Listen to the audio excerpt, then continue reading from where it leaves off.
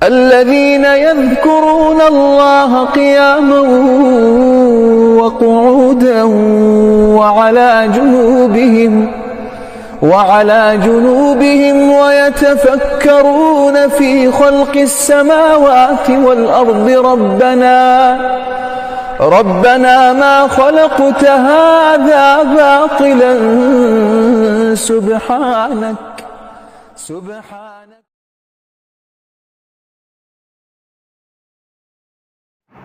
আসসালামু আলাইকুম রহমতুল্লাহি ওয়া বারাকাতুহু। সম্মানিত বন্ধুগণ, আশা করি আল্লাহ পাকের দয়া এবং রহমতে ভালো আছেন। আলহামদুলিল্লাহ, আমি আপনার দোয়ার বরকতে ভালো আছি। আজকে একটা কাজ নিয়ে হাজির হলাম, সেটা হচ্ছে অবৈধ ভালোবাসা ছিন্ন করার জন্য। দুইজনের ভিতরে যদি পরকীয়া সম্পর্ক থাকে, এই পরকীয়া সম্পর্ক কিভাবে আপনি বিচ্ছেদ করবেন সেই বিষয়টা নিয়ে ইনশাআল্লাহ আলোচনা করব।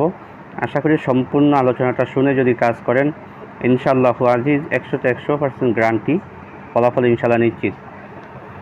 তো মূল আলোচনাতে আমি যাওয়ার আগে বলবো, যারা এখনও ভিডিওতে লাইক দেন নাই অবশ্যই লাইক দিয়ে রাখবেন। যারা চ্যানেলটি সাবস্ক্রাইব করেন নাই, নতুন আসছেন, চ্যানেলটি সাবস্ক্রাইব করে বেল বাটন অন করে রাখবেন। বন্ধুদের মাঝখানে শেয়ার করে পৌঁছে দেওয়ার চেষ্টা করবেন ইনশাআল্লাহ।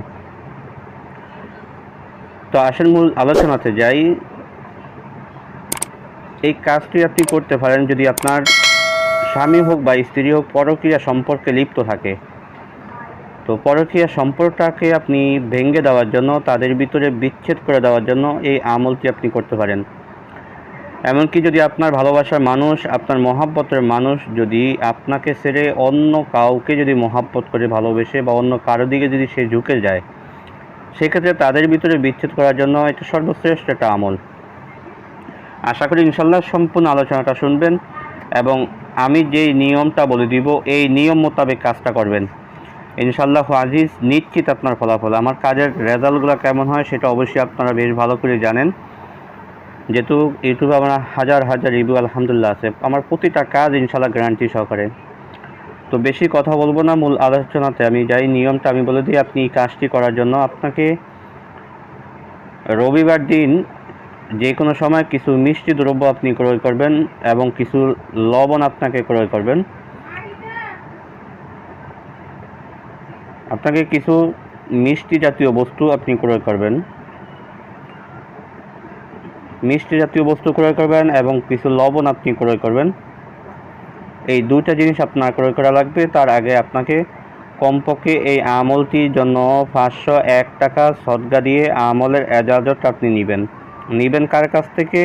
যার কাছ থেকে আপনি আমলটা নিলেন তার কাছ থেকে এজাজত নেওয়ার জন্য 501 টাকা সদকা দিয়ে আপনি যখন এই আমলটা নেবেন, তখন এই আমলের সম্পূর্ণ মক্কেলদের সম্পূর্ণ জিম্মাদারি আপনি হয়ে গেলেন।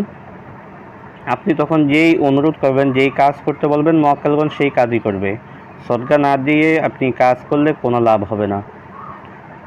তো আপনি 501 টাকা সদকা দিয়ে আপনি কতটুকু মিষ্টি জাতীয় দ্রব্য ক্রয় করলেন, কতটুকু লবণ ক্রয় করে আমি স্ক্রিনে একটু আয়াত দিয়ে দিব।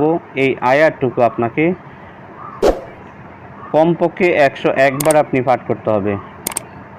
কমপক্ষে 101 বার আপনি পাঠ করতে হবে।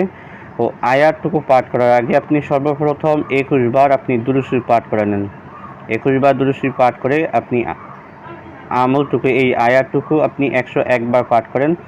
প্রতিবার পাঠ করার পরে যাদের ভিতরে বিচ্ছেদ করবেন তাদের নাম, তাদের বাবা এবং অথবা মায়ের নামটা উল্লেখ করবেন। এইভাবে করবেন যে আল্লাহ পাক অমুকের ছেলে অমুকের সাথে অমুকের কন্যা অমুকের বিচ্ছেদ করে দাও, অথবা অমুকের কন্যা অমুকের সাথে অমুকের ছেলে অমুকের বিচ্ছেদ করে দাও। একবার আয়াতটুকু পড়বেন, একবার নাম নিয়ে মিষ্টি জাতীয় বস্তুর উপরে এবং লবণের উপরে আপনি ফু দিবেন। এইভাবে আপনার আমলটা আপনি কমপ্লিট করার পরে আপনি আবার কমপক্ষে 21 বার দুরূদ শরীফ পাঠ করলেন।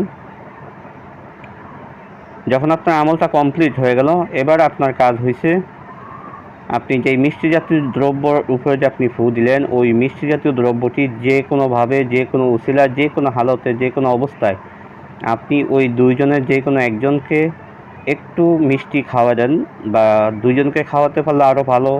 যদি দুজনকে খাওয়াতে না পারেন, যে কোনো একজনকে আপনি খাওয়া দেন। আর লবণের উপরে যে আপনি আমলটা করলেন, তো আপনি লবণটাকে যে কোনো লবণটাকে আপনি 7 ভাগ করে, যেইটুকু লবণ আপনি পড়লেন ওই লবণটুকুকে 7 ভাগ করে একদিন এক ভাগ আপনি আগুনে জ্বালান। ইনশাআল্লাহ আজিজ, এই লবণ জ্বালানোর ভিতরে 7 দিনের ভিতরে উভয়ের ভিতরে এমন বিচ্ছেদ হবে যে এমনভাবে ঝগড়া সৃষ্টি হবে, একজন আরেকজনের নামও শুনতে পারবে না ইনশাআল্লাহ।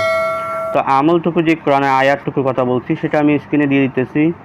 এই আয়াতটুকু আপনারা দেখেন, এখানে বাংলাতেও আছে, আরবিতেও আছে। বিসমিল্লাহির রহমানির রহিম, কুল ইন কুনতুম তুহিব্বুনাল্লাহা ফাত্তাবিউনি ইউহিব্বুকুমুল্লাহ ওয়া ইয়াগফির লাকুম যুনুবাকুম আল্লাহু গফুরুর রহিম। এখানে বাংলাতে উচ্চারণ দেওয়া আছে। আশা করি যারা আরবি পড়তে পারবেন না, বাংলাতে উচ্চারণটা পড়লেও হবে ইনশাআল্লাহ।